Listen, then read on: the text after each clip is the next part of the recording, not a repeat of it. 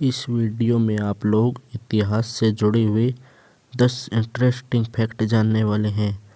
तो चलिए वीडियो शुरू करते हैं बिना समय गवाए हुए। दुनिया ने एक से एक भयानक दौर देखे हैं और इन दौरों में हजारों लोगों ने अपनी जान गंवाई है। क्या आप यकीन करेंगे? साल 536 एडी इतिहास का सबसे भयानक साल था, जहां दुनिया ने भूखमरी, अकाल, वहां तक कि मौसम में ही परिवर्तन हो गया। 18 महीनों तक सूर्य दिखाई तक नहीं दिया गया। एक डस्टी फोग पूरे आसमान में फैल चुकी थी। चारों ओर डरावना माहौल था, जहां मौसम में इतने अजीबोगरीब परिवर्तन हुए कि जून के महीने में सर्दी पड़ने लगी। चीन में बर्फबारी हुई और इतिहास ने इससे बड़ी कभी भी भूखमरी नहीं देखी। यहाँ तक ही नहीं, आगे आने वाले साल ही कुछ अच्छे नहीं रहे। महामारियों के चपेट में आ गए और पूरी 6ठी शताब्दी डार्क एज के रूप में जानी जाती है। बाद में वैज्ञानिकों ने शोध में पता चला कि आइसलैंड में एक ज्वालामुखी विस्फोट के कारण वो मिस्टीरियस फॉग फैल गई, जिसके कारण सूर्य केवल चंद्रमा के समान ही रह गया और 18 माह तक सूर्य का प्रकाश पृथ्वी तक नहीं पहुंच पाया था। एडोल्फ हिटलर, जिसने 60 लाख यहूदियों को मौत के घाट उतार दिया। क्या आप यकीन करेंगे, उनमें से एक ऐसा भी यहूदी था जिसे हिटलर ने खुद आकर सेफ्टी प्रोवाइड की थी। उस ज्यूस अर्थात यहूदी का नाम था डॉक्टर एडवर्ड ब्लॉक, जिसकी एक वुमन पेशेंट थी जिसका नाम था क्लारा। क्लारा बहुत ही गरीब थी, इसलिए डॉक्टर एडवर्ड ब्लॉक ने उसका फ्री में इलाज किया था और उसका एक 15 साल का लड़का था जिसका नाम था एडोल्फ हिटलर। क्या आप यकीन करेंगे कि दिल्ली में एक से एक बढ़कर बादशाह हुए हैं, लेकिन दिल्ली में केवल एक दिन के लिए एक व्यक्ति बादशाह बना। चौसा का युद्ध 1539 में हुमायूं और शेरशाह सूरी के बीच हुआ, जिसमें हुमायूं अफगान सेनापति शेरशाह सूरी से बुरी तरह पराजित होकर रणभूमि छोड़कर भाग गया। तब उसकी सहायता एक निजामुद्दीन बिश्ती नामक व्यक्ति ने की। तब हुमायूं ने खुश होकर कहा कि जब मैं दिल्ली पर दोबारा कब्जा कर लूँगा तो तुम्हें एक दिन का बादशाह बना दूंगा।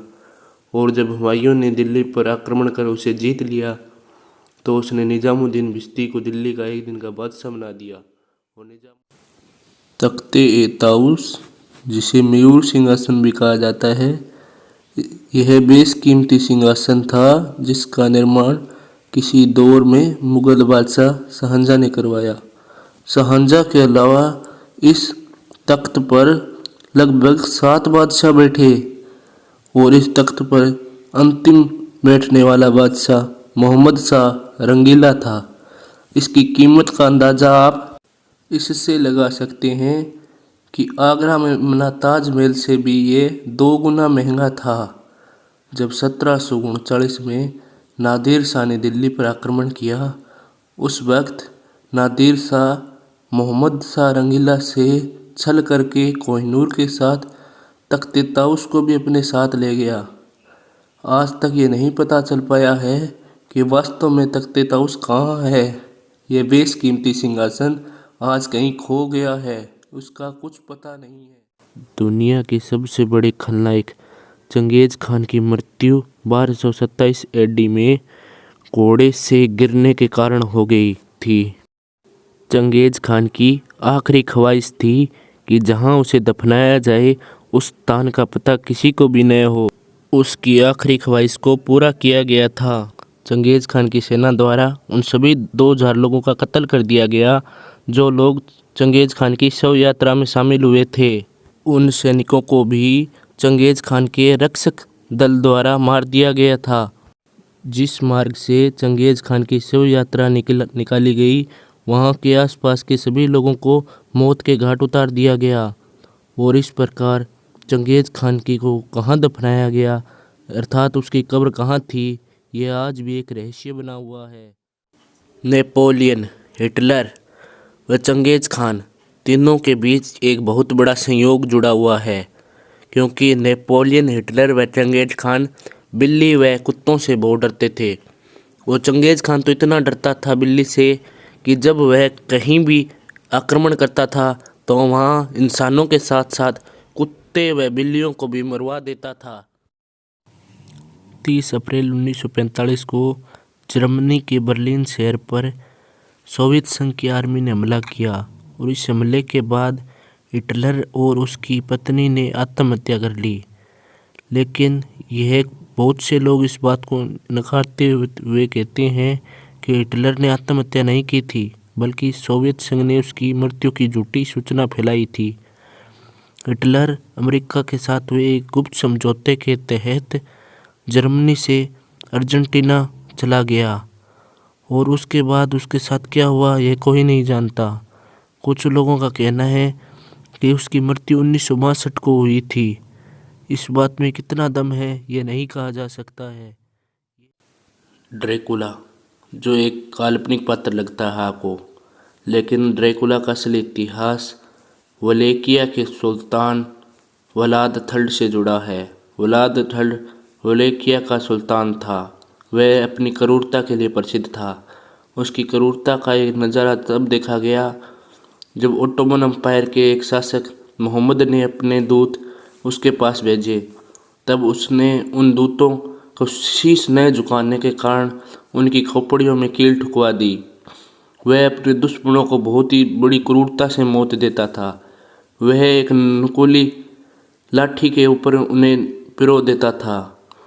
जब ओटोमन साम्राज्य के शासक मोहम्मद ने उस पर आक्रमण किया तो वलाद थर्ड उस युद्ध में मारा गया और इसी के साथ उसकी क्रूरता का भी अंत हो गया।